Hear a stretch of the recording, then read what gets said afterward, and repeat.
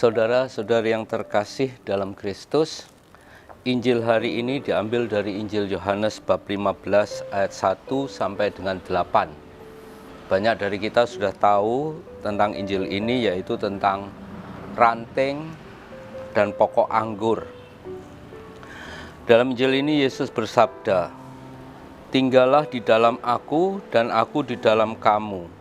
Sama seperti ranting tidak dapat berbuah dari dirinya sendiri kalau ia tidak tinggal pada pokok anggur. Demikian juga kamu tidak berbuah jikalau kamu tidak tinggal di dalam aku." Dengan demikian Yesus mau mengatakan bahwa kita yang bersatu dengan Yesus, maka kita akan berbuah.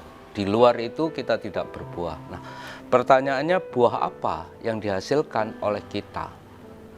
Kita banyak mengaku sebagai seorang Katolik yang mau tidak mau sebagai seorang Katolik kita menyatu dengan Yesus.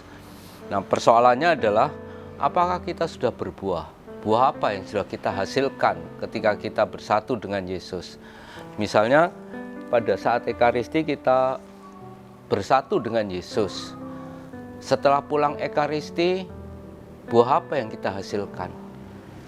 Apakah kita Ekaristi hanya sebagai kewajiban hari Minggu sehingga kita datang untuk memenuhi kewajiban kita, atau kita mau menyatukan diri dengan Yesus sehingga kita berbuah? Kalau kita melihat buah-buah yang dihasilkan oleh Yesus adalah tentang kasih, tentang pengampunan, seruan pertobatan. Itu harus dimulai dari diri kita sendiri. Sejauh mana Ekaristi yang kita sambut mampu mendorong kita untuk berbuat lebih banyak kasih kepada orang lain. Jika anggur itu tidak berbuah, ya sebaiknya kan dipotong dan ranting-rantingnya dibakar. Maka kalau kita tidak berbuah, ya kita akan dipotong dan dibakar. Maka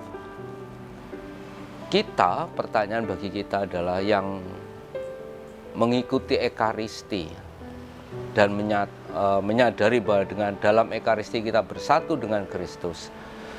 Sepulang dari Ekaristi kita harus bertanya pada diri sendiri, buah apa yang akan kita hasilkan pada hari ini? Apalagi banyak orang kan mengikuti Ekaristi harian misalnya. Dengan demikian setiap hari dia bersatu dengan Kristus secara nyata ketika dia menerima hosti. Kemudian bertanya, buah apa yang aku hasilkan dari hari ini? Ya kalau setelah Ekaristi dan sebelum Ekaristi gak ada bedanya, pertanyaannya buat apa kita bersatu dengan Yesus kalau gak ada buahnya?